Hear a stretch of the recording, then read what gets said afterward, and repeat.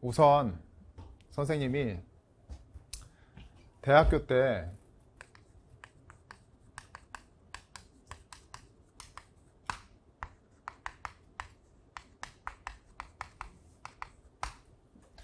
이거를 배우던 시절부터 시작해서 뭔가 속 깊은 얘기를 좀 할게. 진짜 이제 중요하게 생각한 얘기. 너희들 알다시피 선생님이 영어과를 나왔어. 그 영어과는 영어 교육과가 아니라 영어과 말이야. 영어과는 들어가면 뭐 여러 가지 배워. 뭐 언어적인 측면으로도 배우고 문학적인 측면으로도 배우고 통번역적인 면으로도 배우지. 근데 내가 졸업하고 나서 우리 학교가 무슨 과도 생기고 무슨 과도 생기고 막 이랬는데 그냥 우리 때는 그냥 서양어 대학 영어과였어. 영어과였어. 근데 이제 여기서 우리 영어과에서 가장 이제 힘든 수업이 뭐였냐면 이런 통역 번역에 대한 수업이었어. 이게 좀 우리 동기 중에서도 영어를 좀 잘하는 애들이 통번역과 쪽으로 많이 갔지. 통역은 말로 이렇게 하는 거고 번역은 글로 하는 거, 그 정도는 알지? 그런데 통역이나 번역이나 종류가 두 개야. 지금 내가 하고자 하는 얘기는 그 수능 영어 파이널에 대한 얘기를 하려고 하는 거야. 이거 봐. 한영 번역은 한글을 영어로 바꾸는 게 한영 번역이야. 이건 뭐겠어? 영어를 한글로 바꾸는 게 나중에 지금 이제 영상을 보는 학생들은 아마 우리 학교 영어과 후배도 있을 수 있겠지. 왜냐면 학교 그만두고 다른 데로 가려고 하는 애도 있을 거고 대학교를 다니는 애들도 있을 텐데 고3이라고 하더라도 이런 건 알잖아. 뭐 학점을 따야 된다 이런 거 있지. 학점을 잘 받아야 된다 이런 말 들어봤잖아. 내가 학교 다닐 때 학점을 잘 받기 위해선 이 통역 번역 수업은 좀 안 듣는 게 좋았어. 아주 진짜 몇십 년 전임에도 기억이 나 다. 왜냐면 이거는 영어를 좀 너무 잘하는 애들 내가 한국에서는 수능 영어 하면서 영어 되게 잘하는 척 많이 하고 살았지만 내 동기들이랑 비교했을 때 내가 그렇게 영어 잘하는 사람이 아니야. 영어 진짜 잘하는 애들이 되게 많거든. 그런 애들이 많이 가서 잘 안 가려고 그랬는데 그래도 왜 가끔 살다가 한번 도전해볼까 이러다가 이렇게 인생이 좀 힘들어질 수 있잖아. 내가 도전했다가 힘들어졌던 기억에 대한 얘기를 좀 하려고 하는 거야. 내가 이거 들었던 기억을 좀 얘기해 줄 테니까 이거 듣고 너희들이 느낀 바가 있었으면 좋겠어.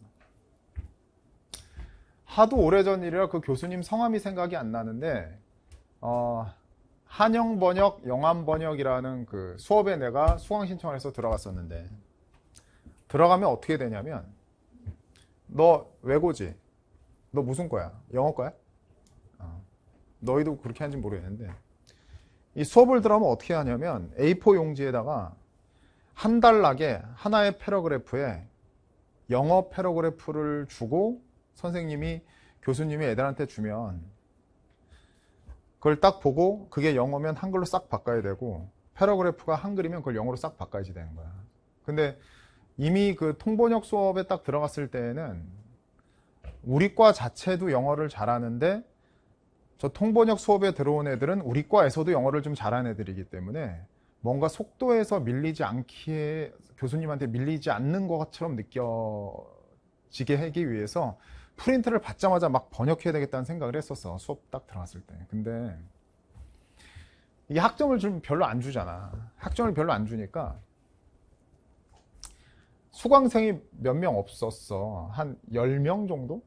학점 잘 주는 이런 수업은 막 100명, 200명씩 들어가는데 이런 건 10명 정도밖에 안 줬지. 근데 내가 저기를 들어가니까 가뜩이나 덩치가 크고 생긴 게 우락부락한데 내가 다닐 때 영어과는 거의 다가 여자애들이었어.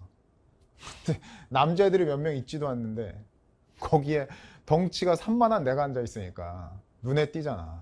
그리고 왜 나도 그 당시에 느끼기를 영어 교수님들은 여학생들을 약간 좀 괴롭히면 그 여자애가 상처를 좀 받을 텐데 나처럼 덩치 큰 남학생은 좀 괴롭혀도 상처를 좀 안 받을 거다 이렇게 생각하면서 내가 나를 좀 약간 괴롭히면서 그 수업 분위기를 띄우는 이런 게 좀 있었거든. 그랬는데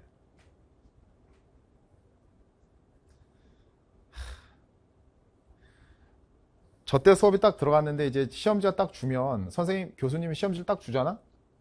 딱 주면은 받자마자 빨리 속도전으로 빨리 써서 내고 싶다는 욕망이 생긴다고 그랬잖아. 그래서 받자마자 이렇게 했는데 그때 교수님이 하시던 말씀이 야, 니네들은 어떻게 그걸 문제를 받자마자 그렇게 번역을 시작하니? 말도 안 되는 짓을 하네 이러는 거야. 이게 지문이 이렇게 있으면 나는 지금 너희들한테 파이널에 대한 얘기를 하려고 하는 거야. 지문이 있으면 그 교수님 하시는 말씀은 이거를 한 10번은 읽어야 전체적인 문맥이 뭔지를 알고 그리고 그 문맥을 아는 상태에서 이 문장을 번역을 할 수 있고 두 번째 문장도 번역할 수 있고 완벽하게 문맥을 아는 상태에서 문장을 다 번역하고 나서도 내가 번역본을 보면서 살짝살짝 고쳐야 되는 건데 지금 내 수업에 들어온 너희들은 어떻게 내가 시험지를 주자마자 시작하자마자 바로 그냥 쫙쫙쫙쫙 쓰기 시작하니 새끼들아 이러는 거야.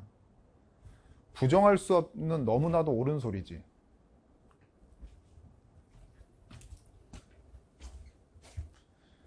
근데 너희들은 그런 단락으로 이루어진 듣기 빼고 독해만 28개를 1시간 안에 제대로 해서 1등급을 받아야 되잖아. 아니 영어를 정말 잘한다는 영어과 애들한테 모여져서도 1시간 동안 지문 하나를 완벽하게 번역하는 게 영어과 전공 수업인데 그거보다도 어린 고등학교 수능 애들을 대상으로 해서 그런 지문을 28개를 해놓고 이걸 절대평가든 상대평가든 1등급, 2등급을 받게 해야 되잖아. 이것만 비교해도 어때? 너희들은 뭘 하고 있는 거냐면 불가능한 것을 하고 있는 거야 사실은. 니네들의 목표는 1등급, 2등급 받아서 하려면 완벽하게 해석이 좀 돼야지 되는 건데 그러니까 완벽하게 해석이 1시간에 되는 건 있을 수가 없는 거야 사실은 그게. 내가 다른 예를 하나 더 얘기할게. 아주 옛날에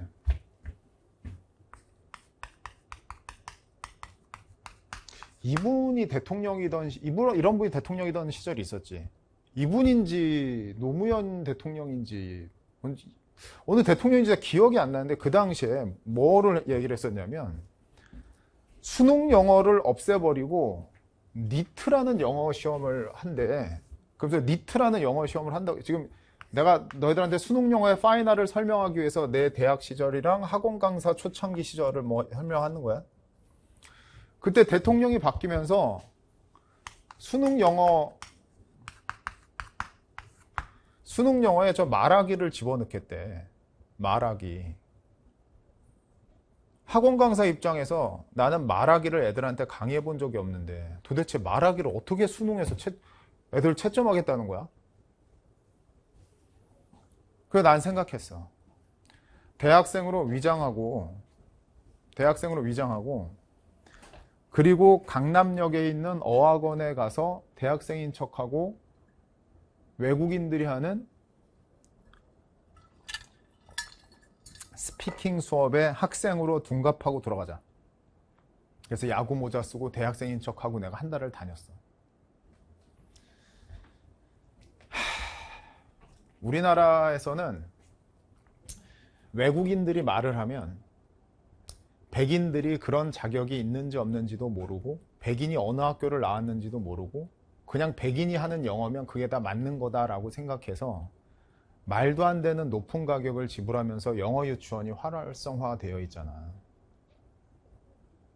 그런데 모든 외국인들이 그런 건 아니겠지만 내가 강남역에 있는 그 학원에 학생으로 위장하고 들어갔더니 거기서 말하기 수업을 하는데 기본적으로 그 강사가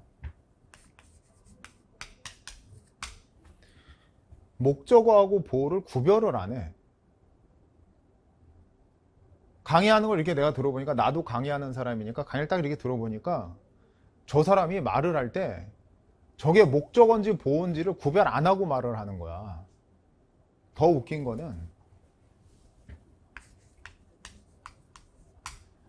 집이라는 단어가 하우스잖아. 근데 그 외국인이 칠판에다가 이렇게 적는 거야. 집이라는 저 단어를. 그래서 나는 순간적으로 강의를 딱 들으면서 저런 단어가 있나 싶었어. 너무 휴대폰이 마려운 거야. 휴대폰에서 저걸 빨리 찾아보고 싶어, 저게. 끝나고 나서 저 단어를 찾아봤지. 혹시 저런 단어가 정말 있나. 내가 말하고자 하는 건 1번 선생님의 모교인 학교에서도 지문 하나 가지고 완벽하게 해석하는데 1시간을 드는데 그거보다 하급 기관인 고등학교에서 이런 지문을 28개 듣기를 제외하고 28개의 지문을 1시간 안에 완벽하게 독해서 1, 2등급을 받아야 되는 것도 말이 안 되는 상황이고, 두 번째, 외국인의 경우를 얘기한 것처럼 대한민국의 그 사교육에서 영유아 교육에서 그런 자격이 없는 외국인들이 분명히 있단 말이야. 근데 그런 자격이 없는 외국인들한테 말도 안 되는 영어를 배운 애들이 있어. 근데 그런 애들을 그렇게 수업을 이렇게 하면 수능 영어를 뭐 이렇게 좀 도움을 받을까 싶어서 부모님들의 돈을 이렇게 그런 게 있잖아. 그것도 말도 안 되는 상황이지. 결국 이제 요약 정리해서 내가 요점 정리를 할 건데, 선생님은 고등학교 1, 2학년을 강의하지 않고 고3만 강의를 하니까, 그리고 이제 재수생, N수생만 강의하니까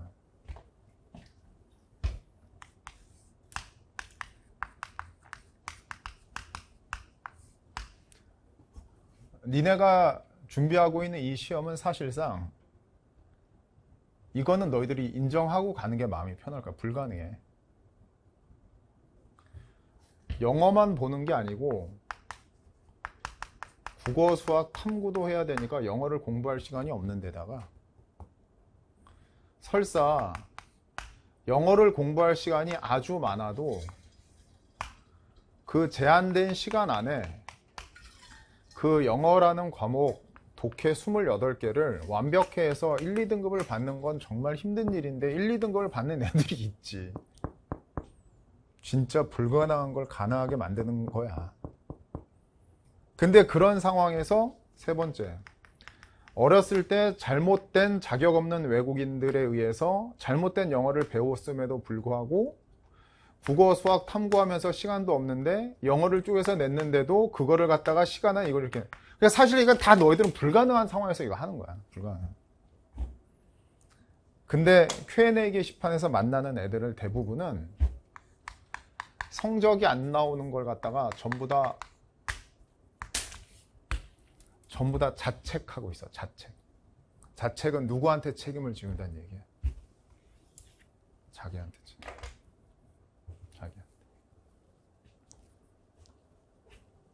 하나만 더 얘기할까? 너희들 고등학교 2학년 때나 고등학교 1학년 때 갑자기 반에 외국에서 전학 온 애들 가끔 있잖아. 이런 애들 외국에서 뭐 7년, 8년, 10년 살아가지고 수능 영어 공부 하나도 안 해도 되는데 영어 하나도 안, 그냥 늘 시험 봐도 만점 받잖아. 그런 애들은. 그러니까 걔네들은 과목수에서 영어를 빼버리니까 N으로 나눴을 때 여기에 들어갈 수 있는 시간이 영어가 아예 필요 없으니까 얘네들은 여기에 들어갈 시간이 되게 많아질 수 있잖아.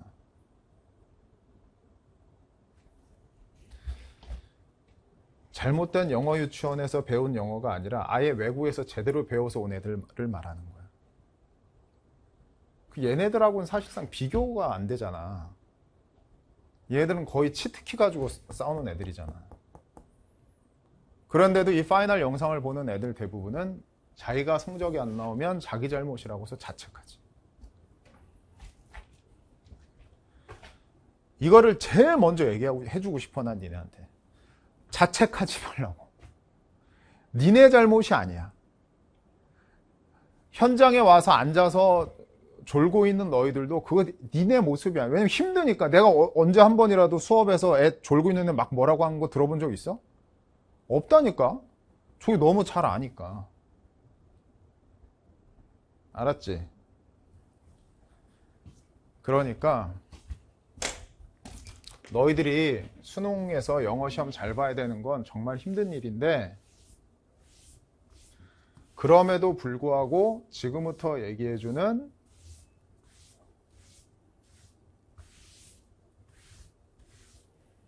방법대로 하면 효과가 있을 거다라는 얘기를 좀 하려고 하는 거야. 알았지? 자, 해결책. 자, 1번. 멘탈은 돈이다. 필기해, 지금. 멘탈은 돈이다라고 적어.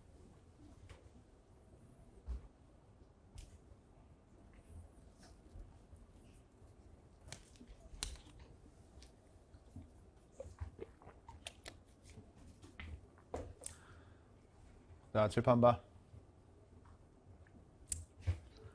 Q&A 게시판에 각자의 사정에 따라 본인의 현재 멘탈이 너무 힘들어서 이렇게 하는 아이들이 있는데, 그 아이들의 사연을 들으면 내가 마음이 약해서 얘네들한테 독한 소리를 못 하겠어. 근데 지금 이 영상은 메가스터디 회원 애들이, 전국 애들이 다 들을 테니까 전체를 대상으로는 내가 좀 독한 소리 할게. 뭐냐면 지금까지 사교육에 쏟아부은 엄마 아빠가 쓴 돈을 생각해봐. 초등학교 때부터 고3 때까지 총 12년간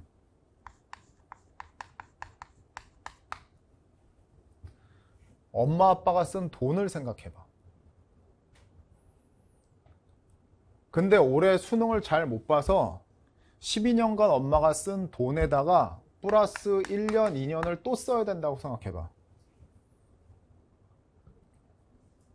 무조건 올해 끝내야지. 사실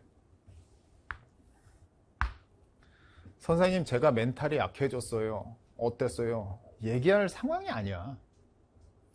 그냥 현실적으로 니네가 재수나 삼수함으로써 너희 엄마 아빠가 느끼게 되는 경제적 부담, 사실 올해로 끝나길 정말 원하시겠지. 근데 너희들이 1년, 2년 한 번 더 하시겠다 그러면 안 돼. 돈 없으니까 못해. 난 너한테 더 이상 지원 못해줘. 재수 절대 못해줘.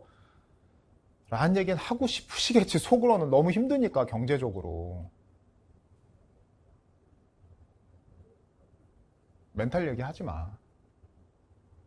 그냥 본인의 멘탈이 흔들리면 지금 밖에서 고생하는 엄마 아빠가 돈 얼마나 12년간 썼는지만 생각해. 해결책 나오지. 졸라 열심히 해서 올해 끝낸 다음에 내년부터 알바 엄청 뛰어서 엄마 아빠 가정에 도움 줄 수 있는 아들, 딸이 되어야 되는 거야. 멘탈 같은 소리 하지 마. 두 번째.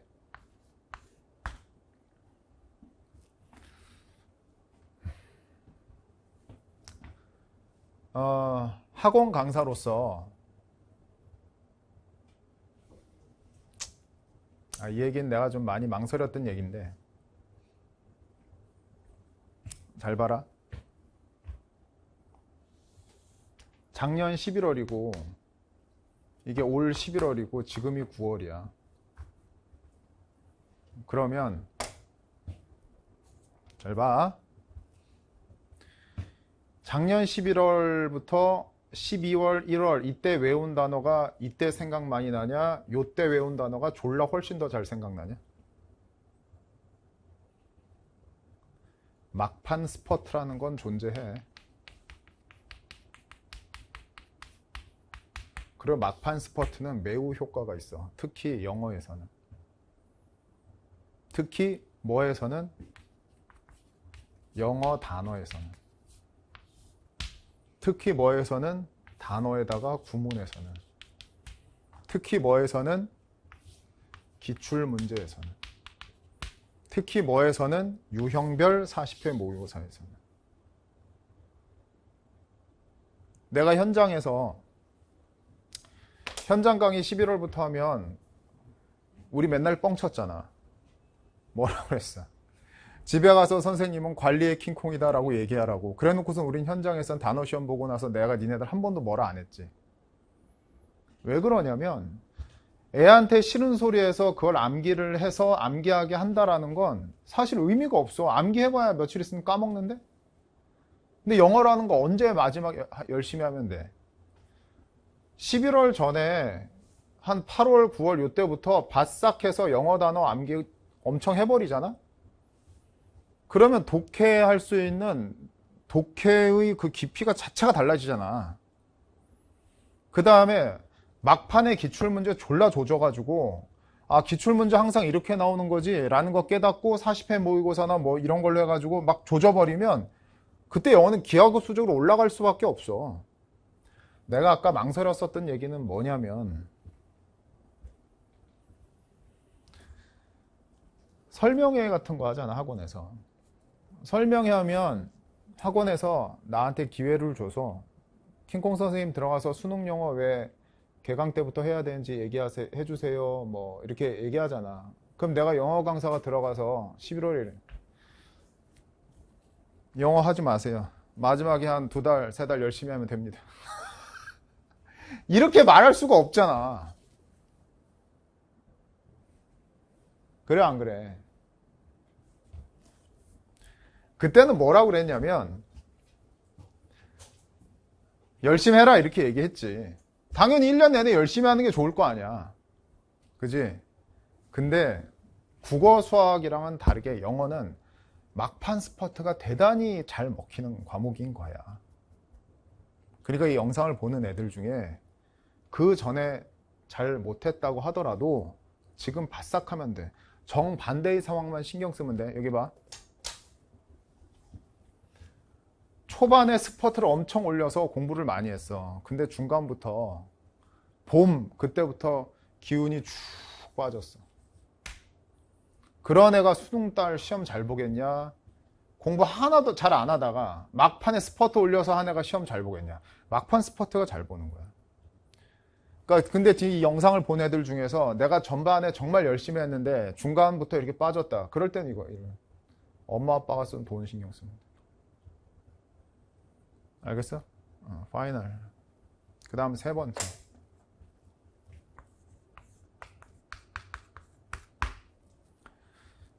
내가 이제 메가스터디 사이트에 보면 모든 선생님마다 영역이 있잖아. 근데 듣기 하는 선생님들이 계시기 때문에 내가 듣기에 대해서는 얘기를 안 했는데 딱 한 번만 그분들한테 용서를 구하고 내가 듣기에 대해서 얘기할게.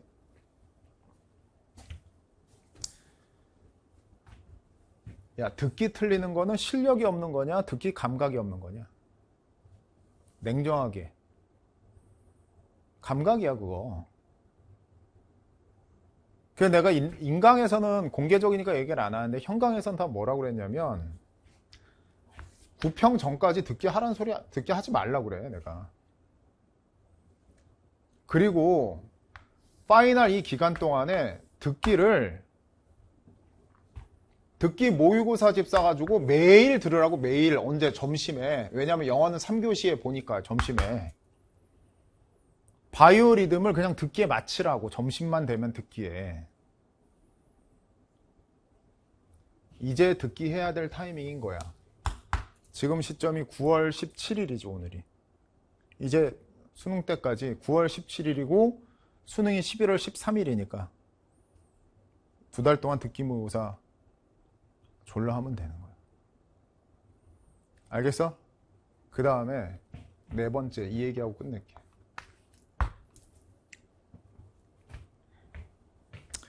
잘 들어.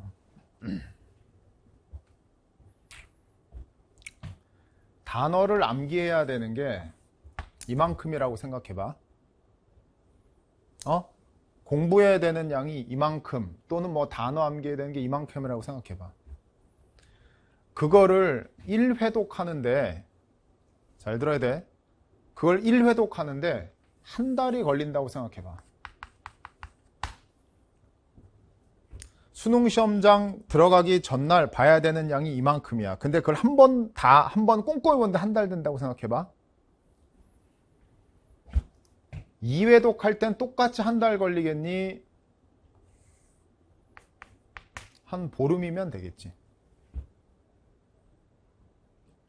3회독 할 때는 보름 걸리겠어?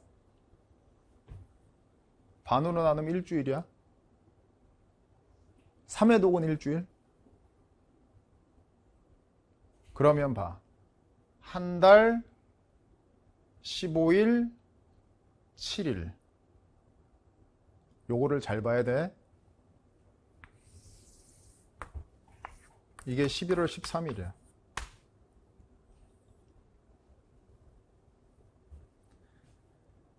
(1회독) 하는데 한 달, 2회독 하는데 15일, 3회독 하는데 일주일, 4회독 하는데 3일, 한 번에 보는데 1일. 하나, 둘, 셋, 넷, 다섯. 총 5회독 하면 하루 만에 내가 봐야 되는 걸 다 볼 수가 있어. 이날이 1월 13일이면 요 날짜를 나랑 계산해 볼게. 한 달 15일하고 일주일이면 22일, 거기다 3일 25일, 대략 한 30일 정도로 하면 돼. 두 달. 한 달, 한 달, 총 두 달. 약간 두 달 좀 안 되지. 수능 날이 11월 13일이지? 그럼 11월 13일에서 두 달이 조금 안 되는 날이 바로 오늘이야. 9월 17일 정도야. 9월 17일부터 10월 17일까지 1회독, 10월 17일부터 한 보름, 그 다음 7일, 3, 4일, 2일, 1일. 알았어? 내가 너희들한테 파이널의 시작점이 9월 17일 정도쯤이라고 내가 얘기했어. 그럼 9월 20일 전쯤에 내가 이제 1회독, 2회독, 3회독 이렇게 쭉쭉 들어가서 시험 전날 내일이 시험이야. 그럼 내일 시험이라면 머릿속에 기억이 남게 오늘 하루에 딱 정리될 수 있게 분량을 만들어내야 되는 거야. 그게 정리가 시험 바로 전날 딱 앉아서 정리가 3년치 공부한 게 다 정리가 돼 있지 않으면 그건 공부 헛한 거야. 그냥 이거 생각하면 돼. 여기 봐.